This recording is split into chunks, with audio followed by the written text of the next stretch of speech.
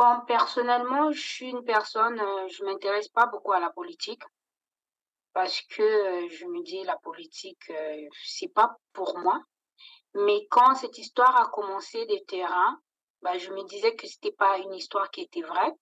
En faisant des recherches, et j'ai vu que la chaîne qui avait diffusé ça, c'était une chaîne rwandaise. OK. C'était pas d'abord une chaîne congolaise.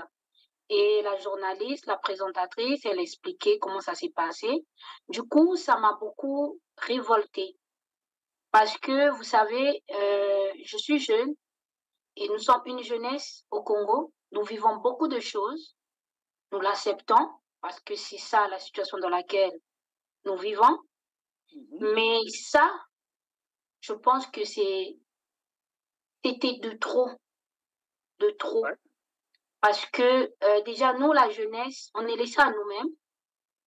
Et en voyant que nos terres sont vendues, alors qu'on peut utiliser ces terres-là pour faire de l'agriculture, pour s'en sortir, mais on donne à d'autres personnes qui vont venir cultiver chez nous. Et nous, cette jeunesse, qui va prendre soin de nous? On est des humains, comme tout le monde. On est une jeunesse dynamique. On est une jeunesse qui voulons mieux. Lèvons-nous, sortons de la peur, lèvons-nous. Parlons de ce qui se passe au pays. Marchons, dénonçons. Je ne dis pas aux gens d'aller casser des choses, non, mais de faire valoir notre voix et que le président écoute, il soit conscient. Peut-être qu'il y a des choses qui n'est pas au courant, ça se peut, mais il ne le saura pas si on reste assis, qu'on soit passif, on sort, on dénonce, on dit non, c'est non. On ne peut pas vendre des terres. On ne peut pas. Non. S'il veut que des gens aillent planter là-bas, nous, la jeunesse, on est prête à aller planter. Mais on ne veut pas du Rwanda au Congo. Il n'y a que la lutte qui libère. Quand tu as peur, tu ne peux rien faire. Avant le Congo, il y a eu des pays plus que nous. Prenons l'exemple du Cuba. Alors, ce n'est pas en ayant peur, ce n'est pas en restant dans nos chaises là que les choses vont se passer. C'est en restant dans nos chaises qu'on arrivera là. Parce qu'on n'a pas eu des gens courageux. Parce que quand il y a eu une lutte, oui, il y aura des morts. Oui, il y aura des gens qui vont être sacrifiés. Mandela, là, il est resté longtemps en prison. Pourquoi? S'il avait peur, il n'allait pas être en prison. Les Noirs n'allaient pas se libérer. Vous comprenez? Je comprends très bien. Martin Luther King, s'il était là, il est mort jeune. Mais il y a eu une liberté des Noirs aux États-Unis. Très bien. Pour se libérer, ça prend la décision, du courage. Il y aura des morts, oui. Mais il faut se libérer. Voilà. Il faut se libérer. Dieu ne va pas descendre au ciel pour venir libérer les Congolais. Ils sont Congolais de se lever.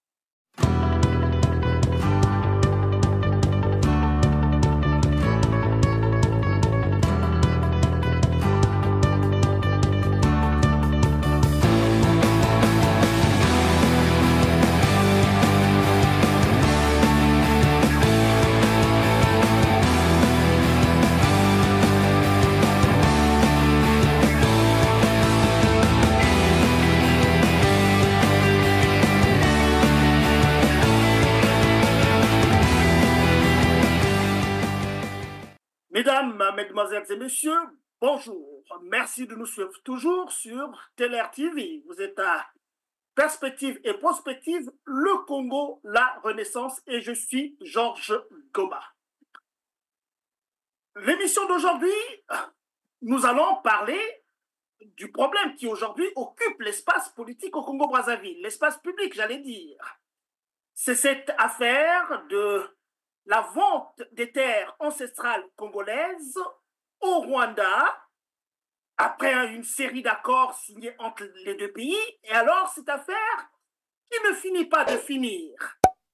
À notre rédaction, nous recevons des coups de fil de Congolais, des coups de fil de jeunes Congolais qui sont dépassés par cette situation-là.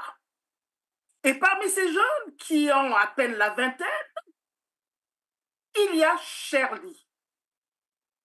Shirley est une Congolaise qui habite à Brazzaville, qui la semaine dernière nous a appelés pour nous dire son affolement. Son affolement par rapport à cette histoire rocambolesque où on se demande comment est-ce que c'est arrivé à l'esprit des Congolais de signer ce genre d'accords, dit des accords cadres. Les accords cadres qui sont passés outre, n'est-ce pas, la Constitution de la République du Congo. Vous savez très bien que toutes les analyses qu'on a écoutées à propos de cette affaire, des juristes sont passés, des avocats sont passés, des scientifiques sont passés, pour dire comment est-ce que l'article 5 de la Constitution de 2015, l'article 44 de la même Constitution, l'article 53 de la même Constitution et l'article 219 de la même Constitution. Je vous demande les uns et les autres, les unes et les autres, à se rapprocher de ces articles-là et de voir un peu leur contenu.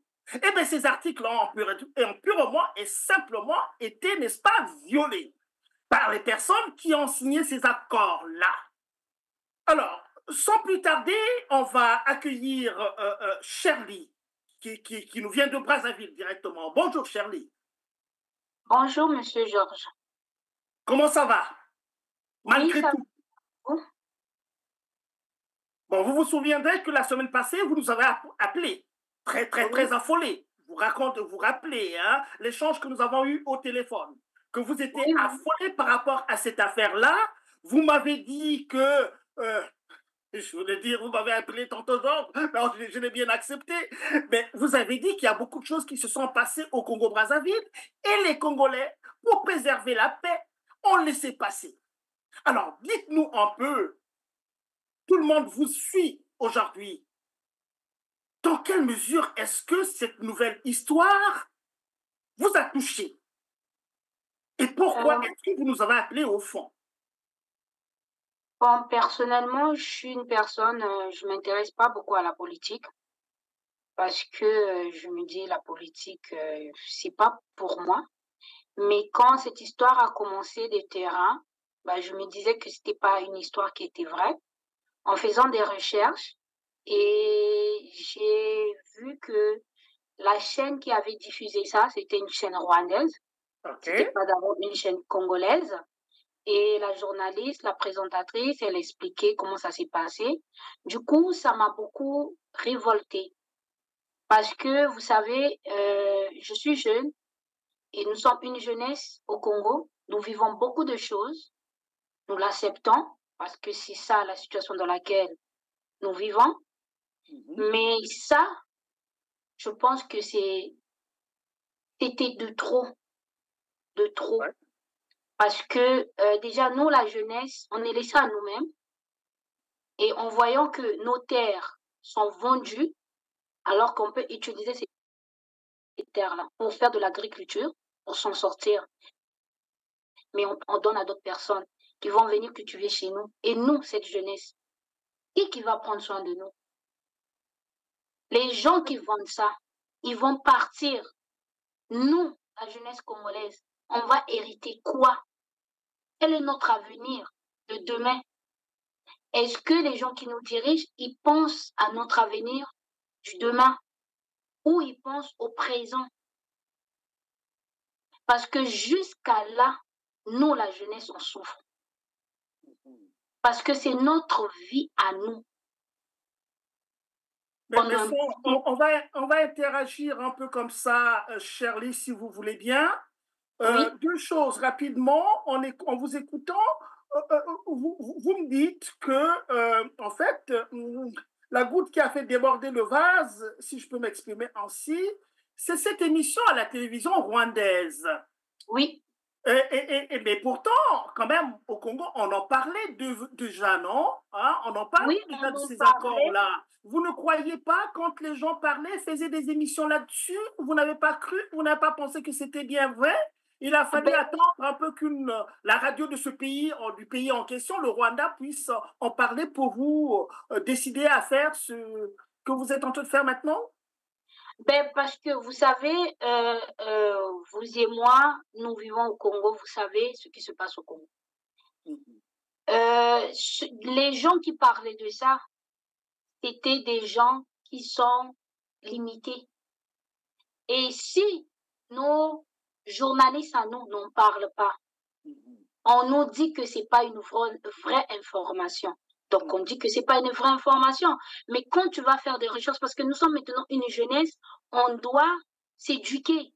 On ne doit pas se limiter à ce qu'on nous dit. Il faut faire des recherches. Quand on fait des recherches, on découvre malheureusement que le pays qui est le Rwanda et leur télévision, leurs journalistes en parlent. Ça, c'est se foutre de la gueule des gens. Parce que je ne pense pas que cette présentatrice-là voulait faire une blague. Elle était consciente. Elle n'a pas dit un mot, elle n'a pas dit deux mots. Elle a décrit. Alors, quand on voit ça, vous vous imaginez? Soyons à notre place. Nous, on souffre. Mais quand quelqu'un vient te dire, on a vendu tes terres à toi, alors qu'il y a des gens qui, on peut donner ces terres. Donc, le Congolais, il est qui? Nous, la jeunesse, on se lève, on dit non, parce qu'on en a assez. On a supporté, on a encaissé, on ne dit rien. On est comme des prisonniers. Et jusqu'à quand? Mais vous savez, Charlie, d'après ce que j'ai vu, le président de ce pays-là, bon, M. Denis Sassou Nguesso, pour ne pas le nommer, c'est un euphémisme, il est au pouvoir depuis 40 ans maintenant, il faut le dire, avec beaucoup, beaucoup, beaucoup de force, et c'est quelque chose de très, très important. Alors, M. Denis Sassou Nguesso, le président de la République du Congo, a déclaré cette année l'année de la jeunesse. Et là, vous parlez de la... Vous êtes jeune, vous avez 25 ans, vous êtes jeune, et vous semblez parler aussi, vous êtes le porte-voix de la jeunesse. Alors, quelle est votre analyse un peu de cette déclaration de votre président qui a, n'est-ce pas, décrété l'année présente comme étant l'année de la jeunesse? Et ce n'est pas suffisant pour vous, vous donner confiance? Non, je ne suis... Mais je peux dire, vous savez, on a beaucoup de promesses au Congo. On a des dirigeants qui nous donnent des promesses. Vous dormez, vous vous réveillez, il y a des promesses de ceci, des promesses de cela, des promesses de cela. On n'a jamais vu ces promesses-là. C'est pas pour la première fois qu'il dédie une année pour la jeunesse. C'est tout le temps la même chanson. Est-ce que vous avez fait des recherches pour savoir au Congo, il y a combien de chômeurs? Et la tranche d'âge, le chômage au Congo est concentré aux jeunes. Un jeune diplômé qui a un doctorat vend de l'huile. Un vieux papa qui a 80 ans, il est encore directeur dans une poste. Mais pourquoi pas donner à ces jeunes-là? Papa, quand on veut dédier une année à la jeunesse, mais on crée des emplois. Quels sont les emplois qui sont créés au Congo? On va dédier une jeunesse à qui, à quoi, comment? Vous avez suivi l'histoire des jeunes qui sont morts l'année passée pour aller chercher le travail. Au Congo, si tu n'es pas militaire, tu es policier. Si tu n'es pas policier, tu es Kuluna. C'est quoi Kuluna pour les auditeurs là qui connaissent pas forcément Kuluna? C'est des jeunes qui n'ont pas de travail, qui sont laissés à eux-mêmes. Des parents ne savent plus quoi faire avec ces jeunes-là et qui sont devenus des criminels qui attaquent des gens dans les rues. Avec des machettes, hein? Avec des machettes, c'est ça? Avec des machettes, avec des couteaux. Ils font ce qu'ils veulent aux gens. Mais aujourd'hui, ces jeunes-là sont mal vus. On ne doit pas leur voir mal. Mais pourquoi ces jeunes sont rendus comme ça? Quelle est la cause? La cause des Koulouna, c'est le chômage. Parce que quelqu'un qui n'a rien à manger, il va chercher à les voler pour se nourrir. C'est ça la réalité. Est-ce que vous êtes, Shirley, on va interagir comme ça. Est-ce que vous êtes en train de dire, de supposer au fond que les Koulouna, finalement, c'est une, comment je peux dire ça? Est-ce que c'est une émanation des gens qui sont au pouvoir? Et pourtant, il y a une police quand même au Congo-Brazzaville qui pouvait quand même reprendre, n'est-ce pas, ces jeunes-là, non? Pour les remettre sur le droit chemin. Si la police, à qui on donne beaucoup de moyens, et que vous l'avez dit vous-même d'ailleurs aussi, qu'au Congo, le travail, la seule industrie qui fonctionne à plein régime, c'est l'armée, c'est la police et c'est la gendarmerie. Donc, des corps d'État, des institutions régaliennes qui sont, n'est-ce pas, censées sécuriser le pays. Alors, vous pensez qu'il y a un lien entre ces jeunes, puisque ces jeunes ne sont pas inquiétés, ou bien parfois, bon, voilà, le rapport entre ces jeunes et puis les institutions ou la police ou que sais-je encore? Ben, moi, je ne dirais pas qu'ils ont un lien. Vous savez, nous vivons dans un pays, un régime en place. Même les policiers que vous dites, des policiers, parce que nous savons qu'aller dans le passé, la police ont formé les gens. Parce que c'est pas d'abord prendre, utiliser une arme, tirer sur quelqu'un. On te forme, on t'éduque. Mais aujourd'hui, nous avons des policiers qui font ce travail, qui ne sont pas formés. Les policiers voilà. Allez-y. D'ailleurs, même les Koulouna font même plus peur aux policiers. Comment vous voulez que les policiers-là puissent intervenir? Parmi ces policiers, il y en a qui ne sont pas aussi payés. Ils ne sont pas payés. Il y en a qui ne sont pas payés parce qu'il faut savoir aussi ce qui se passe dans la globalité de la chose. Il y en a aussi qui vivent aussi les mêmes souffrances que nous. Alors, pour eux, ils s'en foutent. Je ne veux pas dire que les Koulouna, c'est les gens de la politique qui leur a créés, mais le fait de ne pas travailler, le fait de rester toute la journée chez toi, tu restes du matin au soir, tu n'as rien à manger. Ton voisin là-bas, il grille son poulet 24 heures. Vous savez, il y a des gens au Congo, il va faire sa route de chez lui jusqu'à là où il va. De l'autre côté là-bas, là, il n'y a pas la route. Mais celui qui est de l'autre côté là-bas, là, il le vit tous les jours. À un moment donné, il va faire quoi? Il va venir attaquer celui qui a fait ça. Alors, le phénomène Koulouna, c'est un phénomène parce que le pays est à terre. Il n'y a personne qui montre l'autre le chemin. Les jeunes sont... Shirley, allez, vous avez pris le courage de nous appeler et de vouloir vous exprimer. Et vous parlez de la jeunesse, vous parlez de la jeunesse. Et vous savez très bien que dans un pays, il y a des gens qui dirigent ce pays, qui ont tous les moyens régaliens de l'État pour s'occuper des jeunes, pour donner du travail aux jeunes. Et vous savez également, Shirley, que le pays dans lequel vous vivez n'est pas un pays pauvre. Vous savez très bien que le pays dans lequel vous vivez, c'est un pays pétrolier qui a brassé beaucoup d'argent. Vous êtes au courant des scandales qui se passent au Congo-Brazzaville.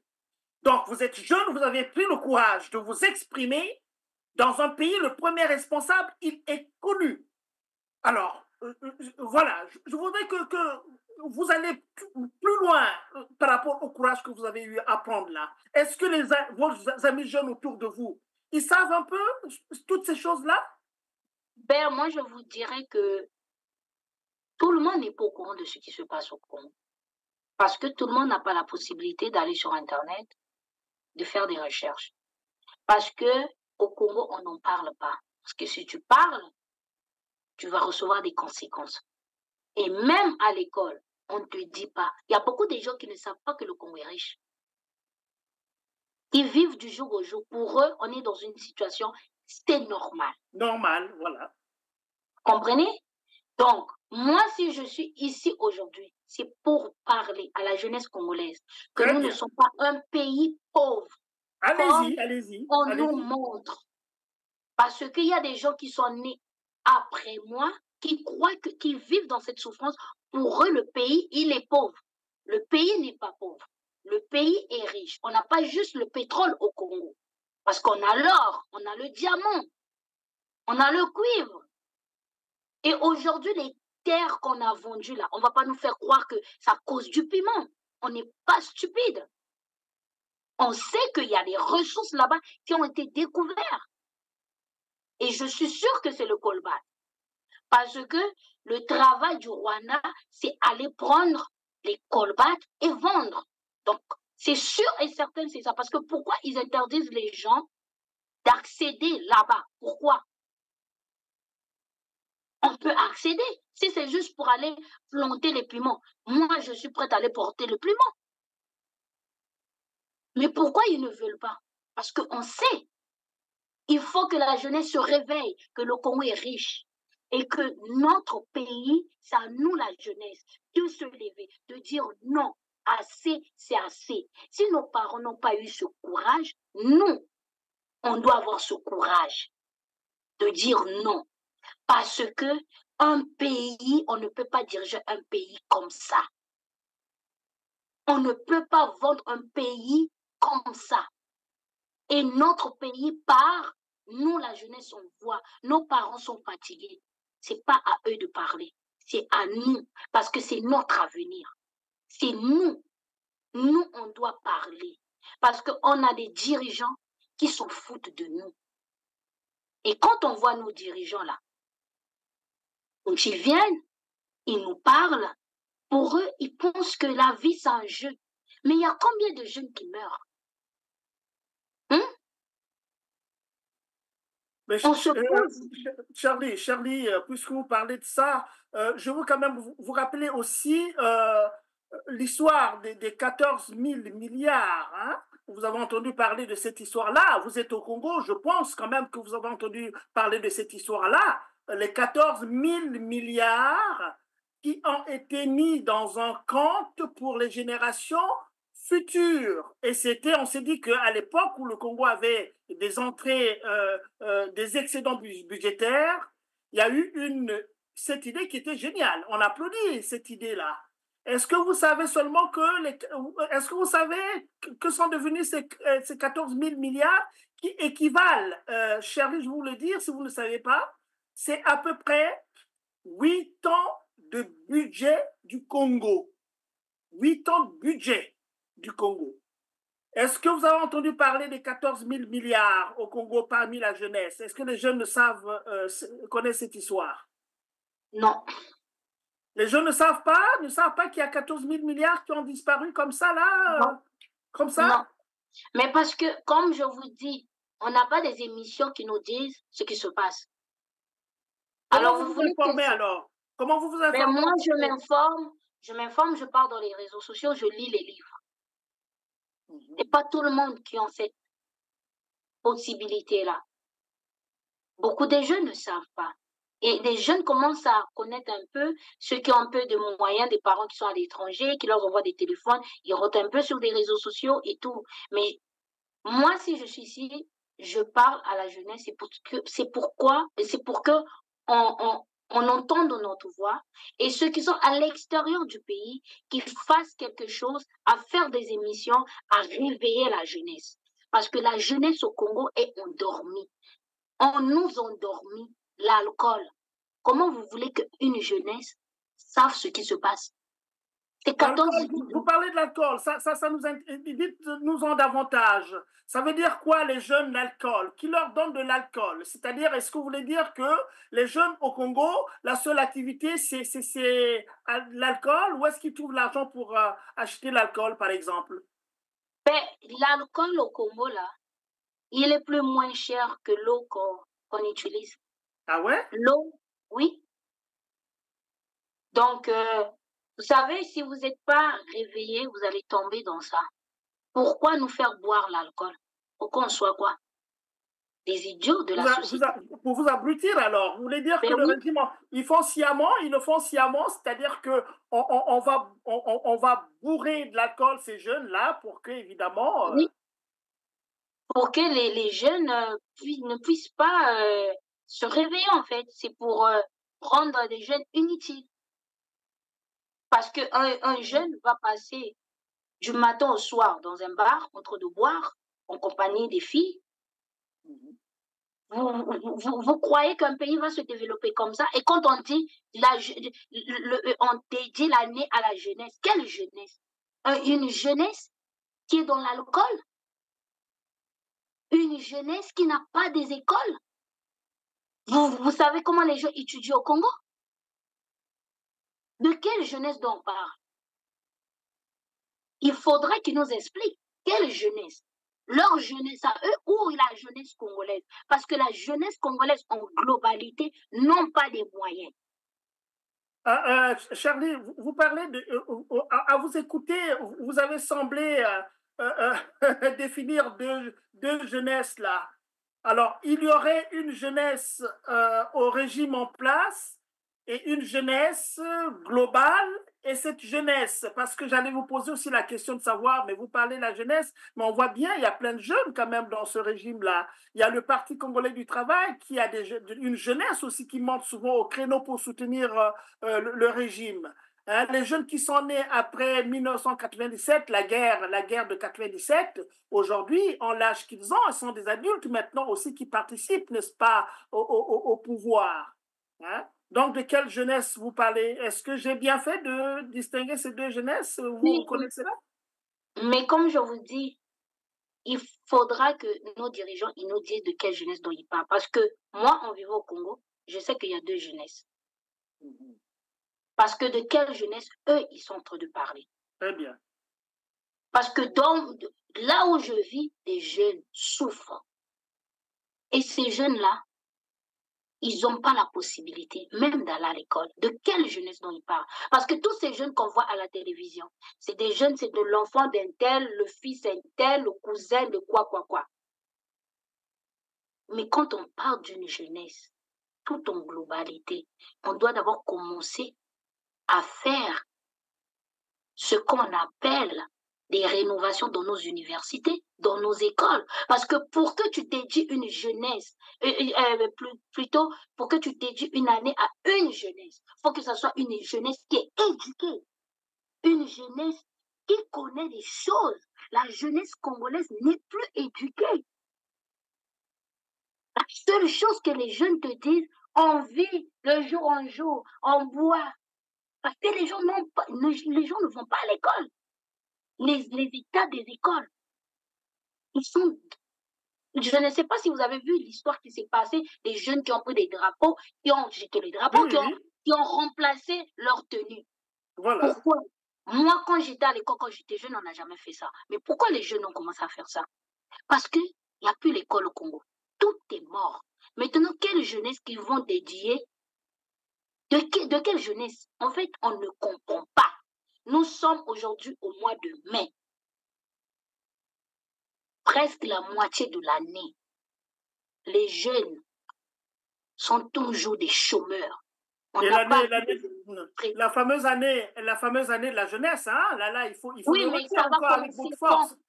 Le cinquième, Et ça va commencer quand? Voilà, c'est ça. Parce qu'on ne voit pas des entreprises, on ne voit pas des industries, on ne voit pas. L'année de la jeunesse, donc quoi? Il faudrait qu'ils nous expliquent. Parce que la jeunesse, on continue à être dans la pauvreté. L'année bientôt va finir. On va nous raconter quoi? Nous avons un problème au Congo, un problème d'électricité. L'électricité, on a du mal. Mais on connaît beaucoup de jeunes qui ont fait l'électricité, mais qui sont des chômeurs. Et on parle sur des réseaux sociaux qui expliquent pourquoi on n'a pas l'électricité. Pourquoi pas on part chercher ces jeunes-là. Charlie, dites-moi un peu là.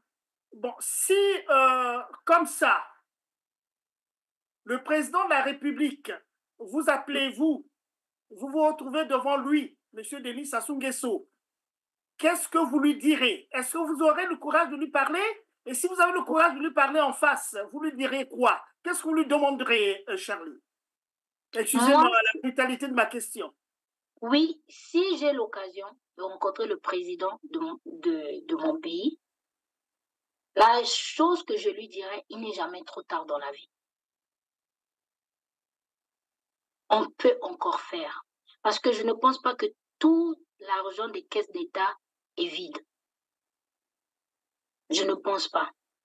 Parce qu'on dit toujours dans la vie, il faut partir avec dignité. Ah. Il faut que les gens que tu vas laisser, ils vont dire, ah, il a fait ça. Il peut encore faire. C'est la chose que je peux lui dire. Vous pensez qu'après, vous êtes sûr de ce que vous dites? Vous parlez avec votre cœur? Après, oui, 40 ans, après 40 ans, vous pensez qu'il est oui, capable de faire? oui, il peut encore. Parce que Qu'est-ce vous qu'il savez, peut faire? Mais dans la vie, écoutez, Charlie, si lui, il vous demande, oh, Charlie, ma fille ou mon arrière-petite-fille, ben d'accord, je vous comprends. Alors, quels sont les conseils que vous me donnez? Qu'est-ce que vous voulez que je fasse? Peut-être que ma vieillesse aussi commence à me jouer des tours, mais donnez-moi un peu les idées que vous avez. Vous êtes très jeune, vous avez 25 ans, vous êtes très jeune, peut-être que je ne vois pas les choses de la même façon. Qu'est-ce que je peux faire, ma petite fille ou mon arrière-petite fille? Vous lui direz quoi? Que monsieur le ben, président fait quoi? Ou bien vous êtes conseillère de monsieur le président?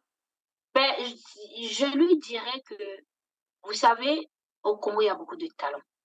Le Congolais a beaucoup de talent, le Congolais a beaucoup de connaissances. Le Congolais qui est écarté, qui est mis à part. Vous savez, je pense être dirigeant d'un pays, c'est comme un chef de famille, un papa à la maison. Quand tu es papa, tu as des enfants qui ont chacun son atmosphère, chacun ses talents, chacun. Mais quand vous asseyez, vous prenez tous vos enfants de la même manière. Vous les écoutez.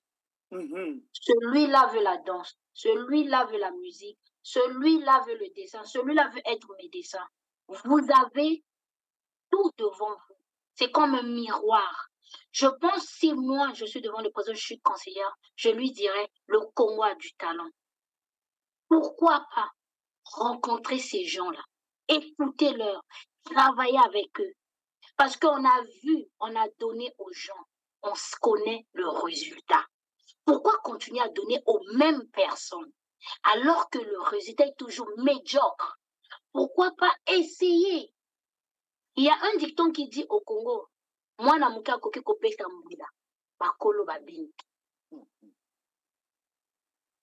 Et là, je vais simplement appuyer ce que vous dites là. Il y a un écrivain célèbre que l'on connaît, Corneille, qui dit aux âmes bien nées, la valeur n'attend point le nombre des années. Donc, ça revient exactement à ce que vous venez de dire. Mwana moke abetakape mbonda bakolo pe babinaka. C'est ça à peu près. Hein, je fais un peu le rapport entre ce que vous avez dit et la citation de Jean Corneille. Oui. Vous pouvez continuer. Oui. Donc, tout le monde, on aime notre pays, on aime le Congo parce qu'on a un bijou. Le Congo a beaucoup de choses à développer. Regardez, on va prendre par exemple, le Congo ne peut pas juste se développer par le pétrole. Nous savons qu'aujourd'hui, la technologie avance, les choses avancent. Et le Congo a toutes les ressources pour développer son pays. Et le Congo encore plus encore. Au Congo, quand tu arrives, il fait beau à vivre. Parce que le Congo est entouré des rivières, des lacs, la mer. Il y a le côté touristique aussi, on peut développer pour faire rentrer de l'argent. Écoutez, moi je regarde le pays comme la République dominicaine. Ils n'ont pas le pétrole. Ils se nourrissent de quoi? Ils se développent de quoi? Vous comprenez? Le pays qu'on appelle Tahiti, il se développe de quoi? Du tourisme. Il n'a pas le pétrole, il n'a pas le cuivre, il n'a pas le diamant, il n'a pas l'or. Il a son côté qu'il a développé, c'est le tourisme. Mais le Congo a tout ça là. C'est comme un paradis sur terre. Pourquoi pas prendre des gens qui sont prêts à travailler honnêtement, à reconnaître Et les talents de chacun. Si on revient sur la question originelle qui était la vente des terres, vous savez très bien que la terre-mère, qu'on appelle la terre-mère, c'est-à-dire que c'est l'élément de base, un fondement de toutes les sociétés. Et quand on regarde d'ailleurs les guerres qui se passent dans le monde entier, c'est toujours en rapport avec la terre. Il y en a qui n'ont pas de terre, qui veulent la conquérir ou bien l'acquérir. Bon, Oui. au Congo-Brazzaville, vous parlez de la jeunesse qui a du potentiel, à vous entendre, la jeunesse a du potentiel, et qu'il manque juste une volonté publique, n'est-ce pas, d'exploiter ce potentiel de la jeunesse.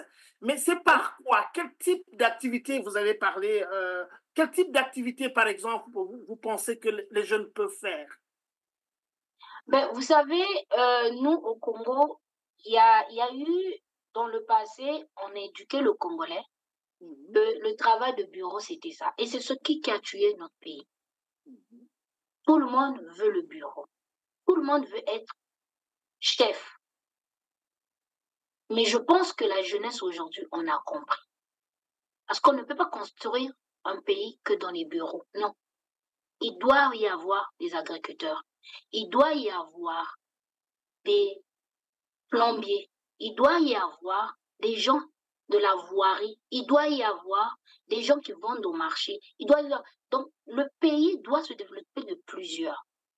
La formation professionnelle, vous voulez dire, c'est-à-dire la formation professionnelle. Voilà. Moi, je dirais que on doit faire aussi, on doit faire des écoles professionnelles aussi, de former. Formation professionnelle. C'est pas juste de former à être des directeurs. Non, il faut former des gens à être aussi des ouvriers et à ne pas les condamner, à ne pas les juger, parce que nous sommes dans une société que quand quelqu'un, il est menuisier, ça ne vaut rien. Non. Un menuisier n'est pas un vaurien. Nous avons le bois chez nous. Hein? On voit les Chinois faire rentrer leurs choses. Pourquoi l'acheter en Chine? Mais si on a des ouvriers, qu'on forme des gens chez nous, on va utiliser notre bois à nous à faire des tables, à faire des fauteuils. Wow. Et l'économie va rester au Congo. Très bien. Ça va créer de l'emploi. Ben, Charlie, je suis au bonheur de vouloir interagir avec vous là-dessus parce que cette idée que vous venez de donner là par rapport au bois. Mais oui, pour enfoncer le clou, il y a certaines régions qui produisent le bois. Oui. Mais pourtant, vous parlez de la menuiserie. Mais oui. on peut faire plus gros que ça, c'est-à-dire qu'on peut faire des ateliers, des bénisteries, c'est-à-dire des structures beaucoup plus grandes que ça, parce qu'on voit très bien comment est-ce que le bois sort du Congo pour aller en Europe. Mais pourquoi ne pas dire qu'écoutez, dans le bois qu'on coupe, là, 50% doivent rester sur le territoire, à être travaillé dans ces grandes entreprises des industries du bois, l'industrie du bois, ou aller chercher aussi les Chinois, les Japonais qui savent faire le bois, qu'ils viennent au Congo, par exemple, pendant 1 an ou 2 ans, qu'on leur paye au plus fort. C'est-à-dire, on leur paye très bien, et leur travail, évidemment, c'est d'apprendre des jeunes à maîtriser, n'est-ce pas, la culture industrielle du bois avec le dessin assisté par ordinateur, savoir faire des kits, comme vous venez de le dire, les kits des tables bons. Mais si on fait des kits de table bons bien solides, avec vraiment la scientificité qui va avec, eh bien, les régions seront déjà bien pourvues. Et puis, on vend dans d'autres régions de la République. Et puis, on vend dans la sous-région de l'Afrique. On peut vendre un peu plus loin et on crée de la valeur. Et en créant cette valeur-là, on crée en même temps une classe moyenne. Mais une classe moyenne, c'est voilà, une famille de classe moyenne qui se suffit dans sa vie quotidienne, qui peut acheter un billet d'avion pour aller à Oyo, aller faire ses affaires là-bas avec les autres et revenir. Et je pense que, excusez-moi de vous piquer votre idée, mais en vous entendant, c'est un peu ce genre de choses qui me viennent à l'esprit. pour vous dire que vous avez complètement raison. Et là, il s'agit du bois seulement. On peut passer aussi à autre chose. Vous avez parlé de la pêche aussi, c'est la même chose. S'il y a des installations industrielles de la pêche où on intègre les jeunes Congolais, eh bien, je pense qu'on réglerait pas mal cette histoire de la jeunesse et on n'aurait pas besoin d'aller chercher des Rwandais pour venir faire l'agriculture au Congo. Mais vous savez, au Congo, il y avait une compagnie qui s'appelait Sidretra. Sidretra, ça faisait quoi, la compagnie? Il faisait du bois, il traitait du Ah, bois. C'était une compagnie que le gouvernement avait mis en place. Cette compagnie-là, la fonctionnait très bien, c'était à Pointe-Noire. Parce que oui. Pointe-Noire a toujours été la capitale économique. Et la compagnie Sidretra était là-bas. C'était une grande compagnie. Mais cette compagnie-là, là, le bois qu'ils traitaient, c'était le bois du maïs que aujourd'hui les Chinois viennent prendre, les Japonais viennent prendre, la France prend. Pourquoi on est arrivé là? Quand vous parlez des entreprises, il y avait le Congo qui faisait du ciment. Je La suis, Chine, oui, mais je suis choquée aujourd'hui, on accueille, je ne suis pas contre. Vous savez, les affaires, c'est les affaires. Mais quand Dangote arrive chez nous au Congo, pour faire le ciment. pour faire du ciment, nos dirigeants clament. Mais le Congo produisait le ciment. Où est partie cette entreprise?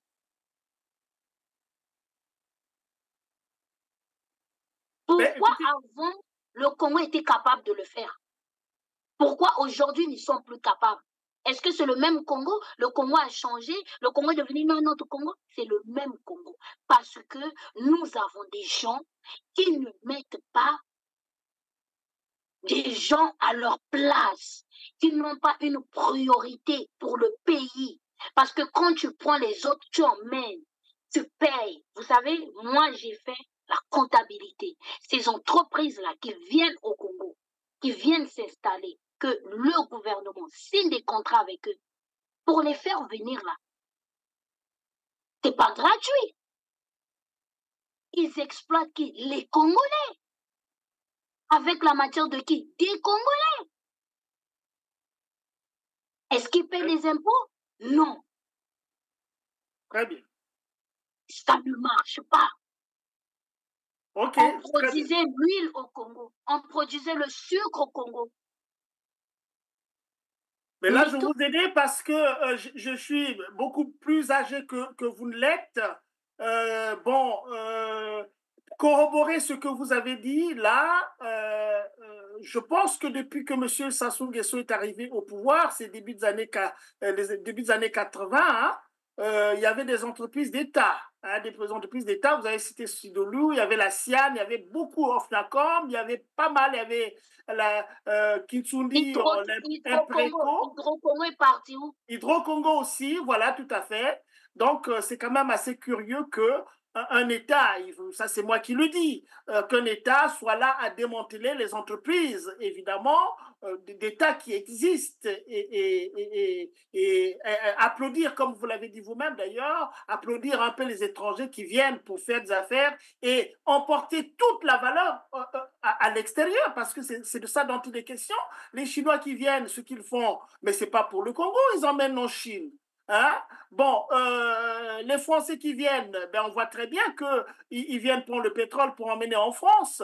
La barge Cosa, par exemple, qui a été fabriquée en France, ça a vogué à Pointe-Noire et après l'exploitation, ça vogue encore pour repartir en France. Donc, on ne laisse pas de la valeur au Congo-Brazzaville. Donc, vous avez complètement raison. Alors, ben, on va terminer notre émission, Charlie. On a commencé l'émission avec cette histoire de la vente des terres. Et bien, à voir ce qui se passe en ce moment, les gens ne sont pas prêts. En tout cas, les Congolais du nord au sud, de l'est à l'ouest, au centre du Congo, ne sont pas d'accord. Ne sont pas d'accord. Ils l'expriment et ils le disent. Et que cette affaire-là, je pense quand même qu'ils vont reculer. Le gouvernement va reculer là-dessus. Hein? Alors, quel message? Donnez un message à la jeunesse, à cette jeunesse-là, qui se voit spolier, qui se voit un peu obscurcir un peu son avenir. Qu'est-ce que vous allez dire à cette jeunesse? Vous êtes jeune, qu'est-ce que vous dites à vos collègues jeunes? Moi, je fais appel à toute la jeunesse congolaise, du nord au sud, de l'est à l'ouest. Lèvons-nous, sortons de la distraction. Si un jour, on se voyait comme de moins que rien, on n'est pas de moins que rien. On est des humains, comme tout le monde. On est une jeunesse dynamique. On est une jeunesse qui voulons mieux. Lèvons-nous, sortons de la peur, lèvons-nous. Parlons de ce qui se passe au pays. Marchons, dénonçons. Je ne dis pas aux gens d'aller casser des choses, non, mais de faire valoir notre voix et que le président écoute, il soit conscient. Peut-être qu'il y a des choses qui n'est pas au courant, ça se peut, mais il ne le saura pas si on reste assis. Qu'on soit passif, on sort, on dénonce, on dit non, c'est non. On ne peut pas vendre des terres. On ne peut pas. Non. S'il veut que des gens aillent planter là-bas, nous, la jeunesse, on est prête à aller planter. Mais on ne veut pas du Rwanda au Congo. On n'a rien contre le Rwanda, mais on ne va pas vendre le Congo au Rwanda. Que la jeunesse sort, qu'on sort de la distraction, des boîtes de nuit. La boisson, ce n'est pas ça qui va développer le Congo. Que la jeunesse se lève, qu'on se bat. Tout le monde ne peut pas être dans les bureaux. Les terres qu'ils sont en train de vendre là, que la jeunesse aille, on aille planter dans ces terres-là. C'est à nous, du sud à l'ouest, au nord, le Congo nous appartient. Moi, je demande à notre jeunesse, partout où la jeunesse congolaise est, ceux qui sont en Occident, vraiment les jeunes qui se lèvent, même les jeunes qui sont en Occident, levez-vous, aidez vos frères et sœurs qui sont ici, parlez, dénoncez, venez au pays. Et si ces jeunes-là te disent, Charlie, c'est bien gentil, on te comprend très bien, tu as complètement raison, mais nous avons peur. Non. Nous avons peur que la police vienne. On connaît le comportement de la police. Hein? Vous avez dit vous-même que l'industrie, il faut qu'il fonctionne à plein régime. C'est la police là-bas. Hein? Mais vous savez, il n'y a que la lutte qui libère. Okay. Quand tu as peur, tu ne peux rien faire. Avant le Congo, il y a eu des pays plus que nous. Prenons l'exemple du Cuba. Alors, ce n'est pas en ayant peur, ce n'est pas en restant dans nos chaises là que les choses vont se passer. C'est en restant dans nos chaises qu'on arrivera là. Parce qu'on n'a pas eu des gens courageux. Parce que quand il y a eu une lutte, oui, il y aura des morts. Oui, il y aura des gens qui vont être sacrifiés. Mandela, là, il est resté longtemps en prison. Pourquoi? S'il avait peur, il n'allait pas être en prison. Les Noirs n'allaient pas se libérer. Vous comprenez? Je comprends très bien. Martin Luther King, s'il était là, il est mort jeune. Mais il y a eu une liberté des Noirs aux États-Unis. Très bien. Pour se libérer, ça prend la décision, du courage. Il y aura des morts, oui. Mais il faut se libérer. Voilà. Il faut se libérer. Dieu ne va pas descendre au ciel pour venir libérer les Congolais. Ils sont Congolais de se lever. Ben voilà, ben merci bien, Charlie. C'est très. Merci d'avoir. d'être venu à notre antenne. J'espère que. Ben, n'hésitez pas, hein, si une autre fois vous avez envie de vous exprimer, n'hésitez pas, on fera comme aujourd'hui. Voilà, vous nous avez appelé et puis on a programmé, c'est à peine la semaine dernière, et puis on a programmé ça aujourd'hui. Et merci. Mais je vous remercie beaucoup. D'accord, c'est moi qui vous remercie, Charlie. Et puis, ben, écoute, merci beaucoup à tous nos auditeurs, nos téléspectateurs et téléspectatrices d'avoir suivi Charlie dire son point de vue sur ce qui se passe au Congo-Brazzaville. Pour nous encourager, vous savez ce qu'il faut faire, il faut simplement liker nos émissions et puis bon voilà. Nous sommes au plaisir de vous retrouver à une autre émission de Perspective et Prospective au Congo de la Renaissance. Je suis Georges Goma. Au revoir.